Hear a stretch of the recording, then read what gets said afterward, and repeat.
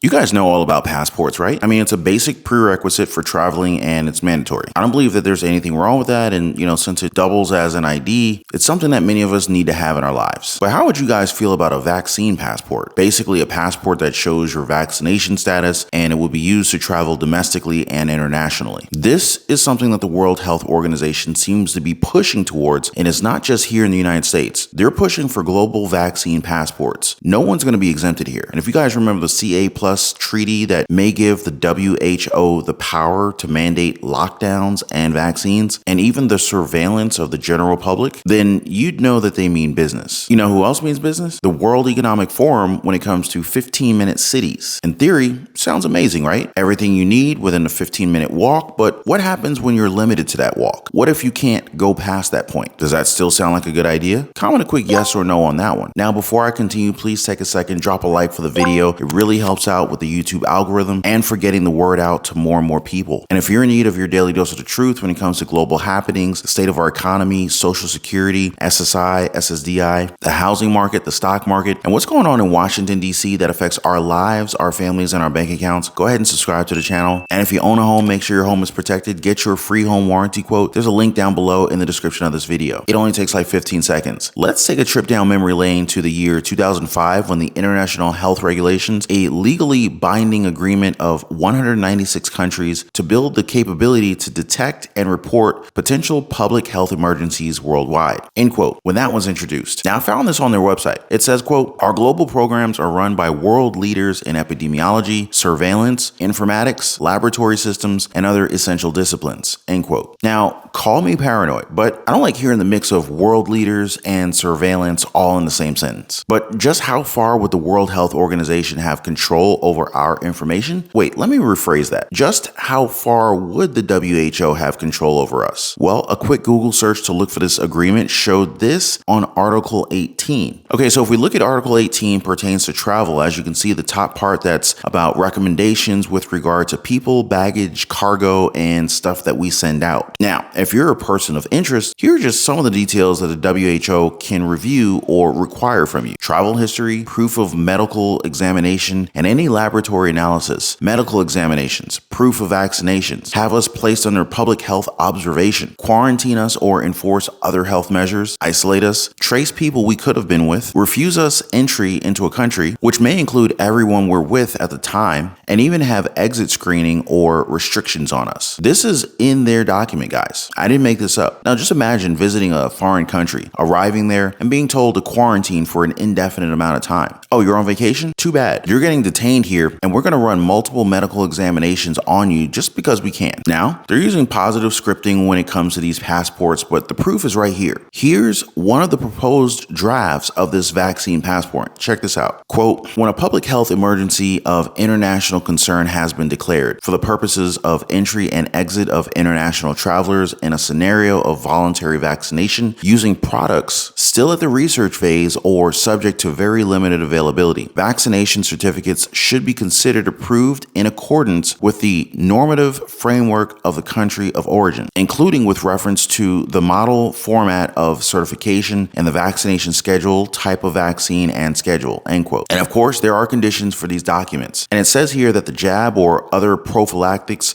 must be administered by a duly authorized health professional. It also says here that these digital certificates, or let's be honest, vaccine passports, must incorporate a way to verify authenticity. So no, you can't fake these. But in order to authenticate these digital passports, they would need the cooperation of different states. Many countries were actually included in these proposals to amend the IHR. Now, of course, the United States is on the list. Why wouldn't we be, right? What part of all this seems normal to you guys? No, seriously, do you think all this is okay? That the WHO can be given this much power over everyone? Just a global central government, essentially? Checking all of our travel destinations is bad enough, but to be able to detain us at a moment's notice indefinitely, that's what we're reading here. And you can look all this stuff up for yourself. It's real, and the CA Plus treaty will only worsen all of it. But how do we stop it? I guess we can contact our government officials and just kind of blast them with the word no, right? We don't want this, we don't agree with all of this, and there should come a time where they themselves officials who, mind you, work for the people, right? They should say no to these regulations. And you're not going to see this on mainstream media. I'm just one of a handful of people who actually bring up the truth whenever I'm on here. And I'm not trying to toot my own horn. I get less views because of it, but the people deserve to know what's actually going on around us. Kind of like how we should realize that this entire passport thing, it may be connected to the 15-minute cities that are being pushed by the World Economic Forum. Oh wait, they're not just pushing for it. It's already happening in some parts of the world. There are actually protests going on about it, since it feels very suffocating for people to be enclosed in these bubbles. If you were to ask the WEF, it is a dream come true. But take this guy, Lawrence Fox, for example. He was at one of the protests in Oxford, and while I know that he's a little bit of a polarizing guy when it comes to politics, since he's, the leader of the Reclaim Party over in England, just listen to what he has to say when asked about the protests that are happening. So why have you come here? I've come here because I object to being told where I can and can't move in society. I think it's really unhealthy. I think that what's happened is post-pandemic, the powers that be in the government have got this desire to control our movement, our speech, everything, and I think it's really dangerous that there's a grandmother who's picked her kid up from school and she's got to go 12 miles around the ring road to pick up a grandchild. It's more pollution, it's not less. What the county council would say is this is a traffic calming measure. Yeah. That's all they're interested in, is trying to reduce congestion in the centre of this medieval city.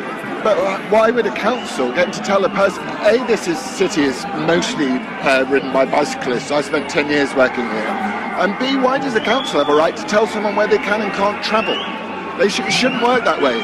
We should be making a freer world for everybody every single day, where you're freer to move, you're freer to speak, and you're free to choose what you do with your life.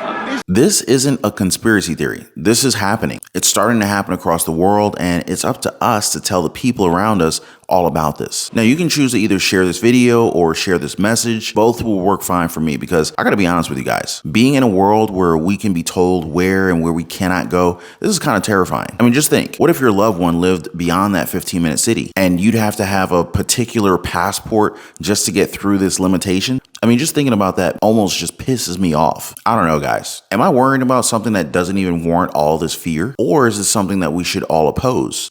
You also have to wonder just what kind of opportunities are available to you within such a small bubble. And with the inflation that we continue to face and the expenses that we're dealing with right now, many people are starting to lose their grasp. And it is only fair that we focus on how to make money. The reality is that money makes the world go around. And we needed to pay for credit cards, housing, rent, and everything else that's in our society. And that's why I leave a link to our Patreon community in the description down below, where we discuss budgeting, more on creating multiple streams of income through side hustles, small businesses, investments in the stock market, real estate, and hopefully elevate yourselves to a better place. Now, if you want to join, feel free to join us over there. And for the best way to invest in gold, there is a link in the description down below. The road to financial freedom, it's not easy, but it is also not impossible. Now, before I go, guys, please don't forget to subscribe for your daily dose of the truth. Appreciate you guys watching. Please be kind to one another, and I'll see you on the next one.